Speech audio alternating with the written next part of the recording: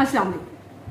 अच्छा, सबसे पहले तो ये बात करती चलूँ कि आजकल हम पॉलिटिकल व्लॉगिंग, सियासत के हवाले से बातचीत ज़रा कम कर रहे हैं। उसकी वजह कुछ ये है कि एक तो हमारे पेशेंट्स का, मरीजों का भी काफ़ी अरसे से इसरार था कि आप मेडिकल के हवाले से, सेहत के हवाले से ज़रा व्लॉग ज़्यादा बनाया करें। तो कुछ शऊरी तौर पर इस चीज़ को भी कम करने की कोशिश कर रहे हैं कि आज मेडिकल के हवाले से बात करें। दूसरा, हमारी सियासत पिछले कुछ अरसे से बड़े ही ज़्यादा अप्स एंड डाउन्स तेज़ी से आ रहे हैं। कमेंट करना बहुत ज़्यादा मुश्किल, ट्रिकी किस्म का हो जाता है। तो कोशिश करेंगे कि कुछ अरसा आपको सेहत के हवाले से, क्योंकि बहुत सारे हमारे मरीज़ भी इसी हवाले से कंटेंट देखना चाह रहे हैं, तो आज इसी के हवाले से हम बात करने जा रहे हैं। और बात हम करने जा रहे हैं यरकान के हवाले से, मैदे के मसाइल और हेपेटाइटिस पाकिस्तान में इतना ज़्यादा प्रेवलेंट, इतना ज़्यादा क्यों फैल रहा है, पाकिस्तान इतने ऊपर मतलब इस फहरिस्त में क्यों तरक्की करना जा रहा है, क्या वजूहात हैं, किस तरीके से आप डायग्नोस कर सकते हैं, जल्दी बच सकते हैं और अपने आप को और अपने प्यारों को बचा सकते हैं। तो सबसे पहले तो ये बताती चलूँ कि हमारा जो खुराक हजम करने का सिस्टम है वो बेसिकली मेनली 3 चीज़ों पर ज़्यादा मुश्तमिल है। ज़्यादातर हमारे लोग समझते हैं कि खुराक का, खाने का कोई भी मसला है तो वो मैदे का मसला है। हमारा मैदा, हमारा जिगर, हमारा जो पित्ता है, कि आपने पित्ते के ऑपरेशन का तो अक्सर ही सुना होगा, और हमारी आवाम इस हवाले से इतना उनको पता होता है कि अगर पित्ता निकाल दिया जाए तो चिकनाई हजम करने का सिस्टम आपका ना अफेक्ट हो जाता है, मुश्किल हो जाता है चिकनाई को हजम करना। तो ये तीनों चीज़ें मिलजुल कर काम करती हैं। ज़्यादा ऑब्वियसली मैदे का ही इसमें किरदार है, लेकिन हमारा जिगर जो यरकान का शिकार होता है बेसिकली, वो भी इसमें एक बहुत अहम किरदार अदा करता है। और अगर आप जानते हैं कि अगर जिगर में मसला हो जाए, कोई यरकान का मसला, किसी भी किस्म के यरकान का, B, C, A, E, किसी भी हवाले से, तो आपको खुराक हजम करने में काफ़ी सारे मसले पेश आ सकते हैं।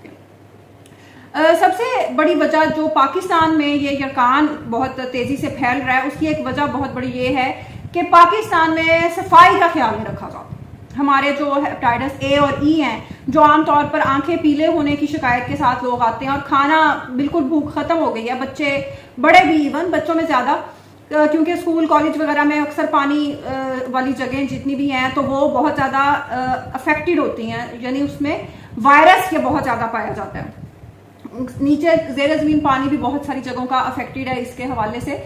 तो वो जरासीम पानी के जरिए फिर आप के जिगर को मुतासिर करते हैं, खास तौर पे ये जो आंखें पीली होने का मसला है। जो B और C हैं, इनमें कई बार वायरस खामोशी से बड़े सालों तक काम करता रहता है, और सवाए भूख में मामूली कमी के या छोटे छोटे मैदे के मसाइल के जो हमारी अवाम बदहजमी और इस चीज़ की तरफ ले जाती है, उनके अलावा कोई ख़ास अलामात नहीं होती। यानी कि जो आंखें पीली होना या इस किस्म की अलामात के साथ B और C का मरीज़ मतलब बहुत ही कम आता है। तो आपको खुद इस पर वर्कअप आपको करना पड़ता है। मसला कहाँ पे आता है? मसला ये आता है कि लोगों में जब भूख कम हो रही है या मैदा ठीक तरह से काम नहीं कर रहा, आपसे खाया पिया नहीं जा रहा, तो लोग बरस मतलब फॉर ईयर्स लोग क्या करते हैं कि साथ किसी करीबी डॉक्टर से दवाई ले ली, ठीक हो गया, थोड़ा सा आराम आ गया, फिर मसला हो रहा है, क्यों नहीं। और टेस्ट से हमारी आवाम बड़ी भागती है कि जी टेस्ट नहीं कराना, चाहे बस दवाई दे दें और हम घर चले जाएं। ये एक बहुत बड़ा मसला है इसको तेज़ी से फैलाने में। और कुछ लोगों की मैं वैसे हैरान होती हूँ कि पाकिस्तानी अवाम शायद अपने सेहत के हवाले से बहुत ही कैजुअल है। पिछले दिनों एक मरीज़ा मेरे पास, उसका 4th सिजेरियन, और उसके लिए जब हमने रूटीन के टेस्ट करवाए, और वो काफ़ी दूर से, मतलब ये जनूबी पंजाब, मतलब आखिरी जो पंजाब की आप कह लें तहसील है, तकरीबन आप समझे वहाँ से आई। अच्छा, उसको जब हमने रूटीन के टेस्ट करवाए हैं, ऑपरेट, और आई भी 7वें 8वें महीने में, तो उसमें पता चला कि वो B और C पॉजिटिव है।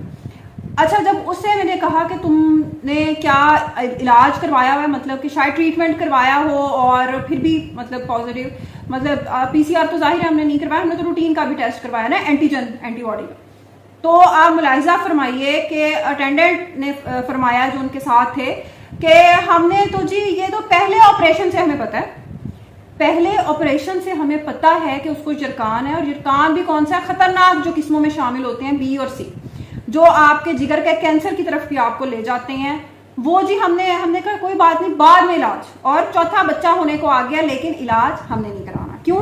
क्योंकि काम चल रहा है तो ठीक है, और जाहिर है जब तक आप इलाज की तरफ जाएंगे तब तक जिगर आपका कितना बेचारा काम, मतलब कितने साल, 6-7 साल से एक चीज़ चल रही है। तो ये हमारी आवाम की कैजुअलनेस है। तो जब भी आपका अगर कोई रूटीन का छोटा वाला टेस्ट जो है एंटीजन एंटीबॉडी का अगर पॉजिटिव आ जाता है तो आप अगले उसकी पीसीआर की तरफ जाएं। बहरहाल, तो दूसरी चीज जिससे हम पता लगा सकते हैं कि जिगर को या मैदे को कितना नुकसान पहुंचा है, क्या इश्यूज चल रहे हैं, अगर हमें नहीं पता चल रहा, तशखीस टेस्टों से प्रॉपर नहीं हो रही, ब्लड टेस्ट से, खून के टेस्ट से, तो हम अगले स्टेज पे जाएंगे एंडोस्कोपी की तरफ। अच्छा, एंडोस्कोपी के बारे में भी अजीबोगरीब गलत फहमी है कि पता नहीं गला कट जाना है, मैदा कट जाना है और पता नहीं उसके बाद क्या हो जाना है कि आपके अंदर कोई चीज ऐसी डाल दी जानी है। बिल्कुल ऐसा कुछ भी नहीं है। लोकल एनेस्थीसिया जो छोटी वाली, मतलब एक छोटी सी जगह को आपने बेहोश करना है, कोई कट नहीं है, कोई टांका नहीं है, कैमरा डाल के, छोटा सा कैमरा डालकर देखना है कि अंदर क्या सिचुएशन है और आपको उसको किस तरीके से इलाज की तरफ लेके जाना है। अगर मरीज की कोई ऐसे इश्यूज हैं कि हम यहाँ से एंडोस्कोपी नहीं कर सकते तो फिर हम पखाने के रास्ते से भी एंडोस्कोपी कर सकते हैं। तो कोई ऐसी चीज नहीं है इसमें जिससे आपको जिंदगी भर के लिए कोई डिसेबिलिटी, कोई खतरा लाहक हो जाए। तो डरा ना करें, टेस्ट से अवॉइड ना किया करें, यह आपके ही बेहतर इलाज के लिए होता है। मतलब आप तसव्वुर ही नहीं कर सकते कि बाहर आप टेस्ट के बगैर कोई भी दवाई या कोई चीज शुरू कर सकें, लेकिन यहाँ पे हमारी वाम कहती है नहीं भाई, टेस्ट नहीं आपने करवाना तो टेस्ट जरूर करवाएं, क्योंकि उसी से आपका बेहतर इलाज होना मुमकिन हो सकता है। उससे परेशान ना हुआ करें। तो जो ये छोटी छोटी अलामात होती है ना शुरू में कि मैदे की तेजाबियत और ये सारा, अगर रूटीन की मैदे की दवाई से ठीक नहीं हो रहा, हफ्ते 2 हफ्ते से ज्यादा का उसको टाइम ना दें और हमेशा अपने जो रूटीन के टेस्ट हैं कम से कम उनकी तरफ जरूर जाएं। लिवर फंक्शन टेस्ट हैं आपके, उनको वो जरूर करवाएं। अगर उसमें कोई इशू आता है फिर आगे अगली स्टेज है। और दूसरी सबसे अहम चीज कि खाना पकाने की सफाई का ख्याल रखें। बाहर हमारे यहाँ जो बाहर स्ट्रीट फूड है उसमें तो खैर सफाई का बिल्कुल ही ख्याल नहीं रखा जाता। एक ही वो गंदा मंदा कोई पानी होता है, वही रीयूज हो ही जा रहा होता है, रिसाइकिल हो जा रहा होता है, लोग उसमें ही खाए जा रहे होते हैं। तो एटलीस्ट इतना आप जरूर कर सकते हैं कि अगर बाहर आपने कोई चीज खानी है तो अपने बर्तन जरूर ले जाएं और उनको भी कहें कि भाई हाथ वगैरह आप धोकर सारा ये अपना काम करें। तो इतनी चीजें आप एटलीस्ट जरूर कर सकते हैं। इसके हवाले से कोई आपके मजीद सवाल आते हो तो काइंडली कमेंट सेक्शन में अपने फीडबैक से जरूर आगाह कीजिएगा। अल्लाह हाफिज।